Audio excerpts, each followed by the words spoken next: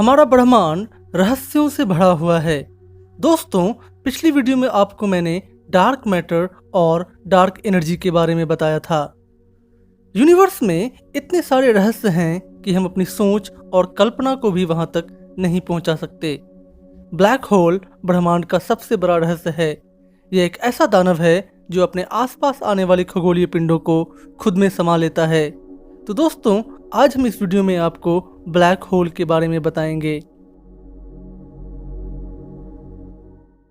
ज्यादातर लोग black hole को स्पेस में एक भयावह भंवर या छिद्र के रूप में सोचते हैं, लेकिन वास्तव में यह सच नहीं है।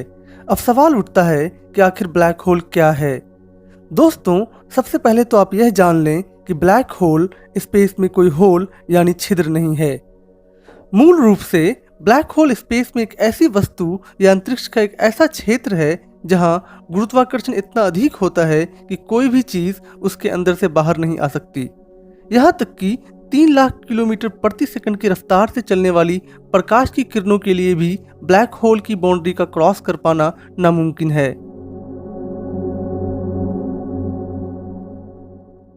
दोस्तों, बात प्रथम विश्व युद्ध के दौरान की है। एक जर्मन पुलिस ऑफिसर जो कि एक खतरनाक बीमारी से पीड़ित था और वह बीमारी उसे लगातार कमजोर करती जा रही थी। शायद वह अपनी मौत का इंतजार कर रहा था, लेकिन अभी भी बौद्धिक तौर पर वे बहुत मजबूत थे। वे उस अवस्था में भी 20वीं सदी के विज्ञान के सबसे गहन वैज्ञानिक विचारों में से एक अल्बर्ट आइंस्टाइन की जनरल थ्योरी ऑफ रिलेटिविटी के बारे में सोच रहे थे। दोस्तों, उस पुलिस ऑफिसर का नाम था कार्ल श्वार्ज़शाइल्ड, जो कि एक मैथमेटिशियन थे और जर्मन मिलिट्री में मौसम विभाग के इंचार्ज भी थे। कार्ल श्वार्ज़शाइल्ड ने आइंस्टाइन की जनरल थ्योरी ऑफ रिलेटिविटी, जो कि 1916 में पब्लिश हुई थी, को पढ़ा और उसके बाद उन्होंने खुद के कुछ कैलकुलेशन किए। दोस्तों, श्वार्ज़शाइल्ड ने पाया कि अगर आप बहुत छोटी सी जगह में बहुत सारा मास यानी द्रव्यमान को रखेंगे तो उस क्षेत्र का गुरुत्वीय प्रभाव असीम रूप से बढ़ जाएगा और वह अपने आसपास के स्पेस को इतनी मजबूती के साथ सिकुड़ेगा कि कुछ भी उसके बाहर नहीं आ सकते, यहाँ तक कि प्रकाश की किरणें भी नहीं। हम बाहर से इस क्षेत्र को नहीं देख सकते हैं। मैटर एंड एनर्जी यानी पदार्थ और ऊर्जा इसमें गिर सकते हैं, लेकिन कुछ भी वापस नहीं आ सकता है। दोस्तों, ब्रह्मांड के इसी क्षेत्र को हम ब्लैक होल के नाम से जानते हैं।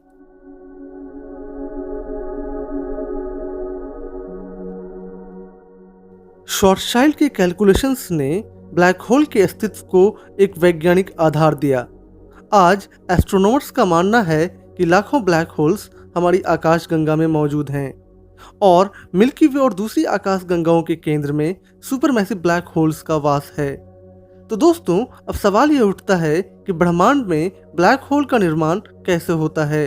ब्लैक होल के बनने के लिए एक ही चीज की जरूरत होती है और वह है किसी बहुत बड़े तारे का नष्ट हो जाना। दोस्तों, आप जानते हैं तारे गैस के बड़े गोले हैं।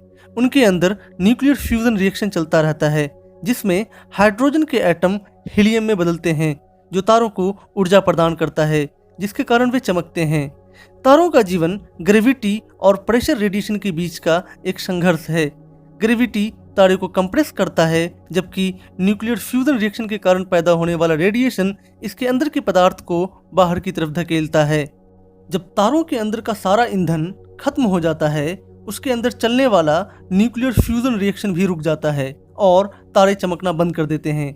इस अवस्था में अगर उस तारे का द्रव्यमान हमारे सूरज के द्रव्यमान के मुकाबले में बहुत कम होता है तो वह ठंडा होकर शक्तिहीन सफेद बौने तारे यानी व्हाइट ड्वार्फ स्टार में बदल जाता है। और अगर उस तारे का द्रव्यमान हमारे सूरज के द्रव्यमान के मुकाबले में 8 गुना या उससे ज्यादा होता है तो वह बहुत तेजी के साथ ग्रेविटी के कारण खुद में सिकुड़ने लगता है और अंत में भयंकर विस्फोट के साथ फट जाता है, जिसे हम सुपरनोवा विस्फोट कहते हैं। इस तरह से न्यूट्रॉन स्टार का जन्म होता है। न्यूट्रॉन स्टार के बारे में हम आपको अपनी दूसरी वीडियोस में बताएंगे।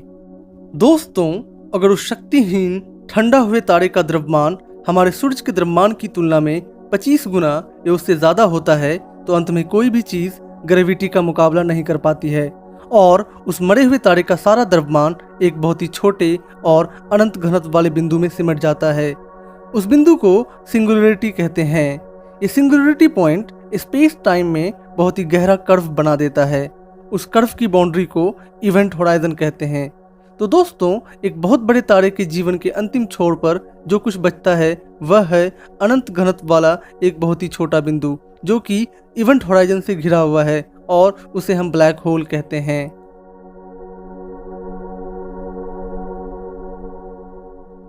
कोई चीज कितनी बड़ी है या उसका साइज क्या है, इसे हम दो तरीके से समझ सकते हैं। पहला तरीका है उसका द्रव्यमान पता करना, यानी उसके अंदर पदार्थ की कितनी मात्रा मौजूद है, और दूसरा तरीका है कि वह कितना जगह घेरता है। दोस्तों, एक साधारण सा सवाल हमारे मन में उठता है कि ब्लैक होल का साइज क्या है, यह कितने बड़े हो सकते हैं।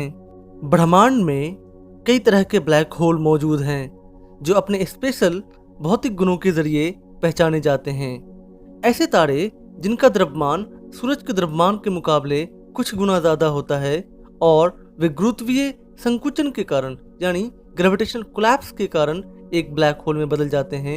ऐसे ब्लैक होल को हम स्टेलर मास ब्लैक होल कहते हैं। ऐसे ब्लैक होल जिनका निर्माण आकाशगंगाओं के केंद्र में होता है सुपरमैसिव ब्लैक होल कहलाते हैं।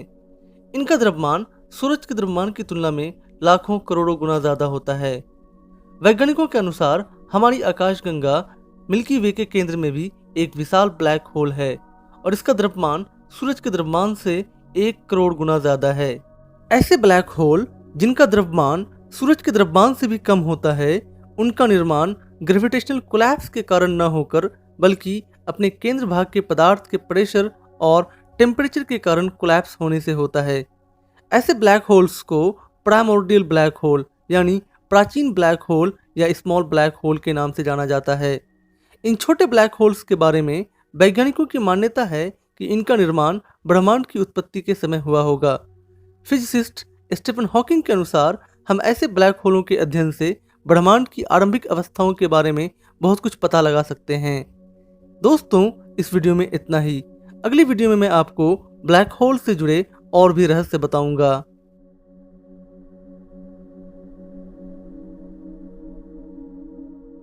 दोस्तों, उम्मीद है आपको वीडियो पसंद आई होगी। प्लीज़ हमारे वीडियोस को लाइक एंड शेयर करते रहें, और अगर अभी तक आपने हमारा चैनल सब्सक्राइब नहीं किया है तो प्लीज़ जल्दी से इसे सब्सक्राइब कर लें और बेल आइकन दबा दें। धन्यवाद।